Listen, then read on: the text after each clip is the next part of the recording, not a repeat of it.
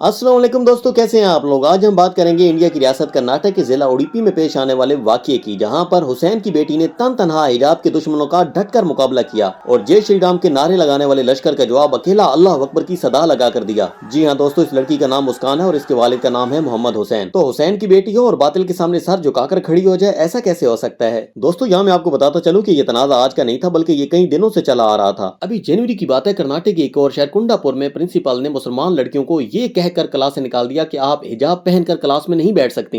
ना सिर्फ ये, उसके बाद हिंदू लड़के मैदान में आए और उन्होंने कहा कि अगर ये हिजाब पहन कर आएंगी तो हम भी भगवा स्कार्फ पहन कर आएंगे। भगवा स्कार्फ का मतलब है कि ये रेड कलर का मफलर। जी हाँ, ये रेड कलर का मफलर आपने कहीं देखा होगा इससे पहले। दो चाय लाना भाई। लाया उस्ताद। इस मसले को सुलझाते हुए कहा गया कि ना ही हिजाब होगा और ना ही भगवा स्कार्फ होगा।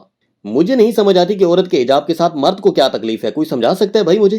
अरे हाँ, मैं समझाता हूँ। हमारा देश अभी तरक्की कर रहा है और इसमें औरत आज़ाद है। उसे किसी तरह की भी कैद नहीं है। वो एक्टर है, डॉक्टर है, कलाकार है, फनकार है, सिंगर है, डांसर है। क्यों हम औरत को हिजाब पहना कर कैद कर लें? उसी भी आज़ादी हासिल है। चले, मेरी बात का जवाब आपने खुद ही दे दिया भाई। अगर आप कहते हैं कि आपके देश में औरत को आज़ादी है, वो आज़ादी से कुछ भी कर सकती है, कुछ भी पहन सकती है, तो अगर औरत हिजाब पहन रही है तो इसमें आपको क्या तकलीफ है। अरे ये तो मैंने सोचा ही नहीं था रे बाबा।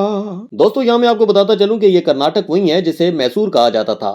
जी हाँ, वही मैसूर, टीपू सुल्तान वाला मैसूर। टीपू सुल्तान जिसके नाम से अंग्रेज भी कामते थे, शेर मैसूर। तो उसके जानशीन क्यों कर किसी से डरेंगे। फिर जरा ये जज्बा देखें, इतनी हिम्मत, इतनी ताकत। साबित होता है कि लश्कर चाहे कितना बड़ा ही क्यों ना हो, हुसैन की फौज में एक सिपाही ही काफी होता है। अब मैं आपको बताता हूँ कि इन भगवों को हिजाब से क्या मसला है। इनके जहन में ये बात डाल दी गई है कि मुल्क की तरक्की के लिए जरूरी है कि औरत को बिल्कुल हर तरह से आजादी दे दी जाए। जितना ग्लैमर होगा उतना ही देश तरक्की करेगा। अरे भैया, अगर हमारी बहनें छोटे छोटे कपड़े पहन रही हैं तो ये क्यों हिजाब करें। ये है असल मसला।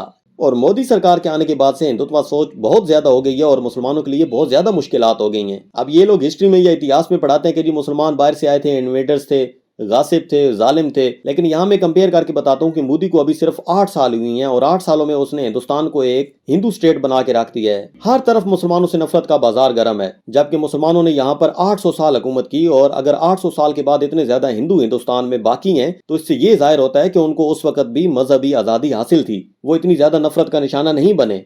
और शायद इसी बात के साइड इफेक्ट आज हिंदुस्तान के कोने कोने में मुसलमानों को भुगतना पड़ रहे हैं। अल्लाह पाक हिंदुस्तान के मुसलमानों के लिए आसानियां पैदा फरमाए, आमीन।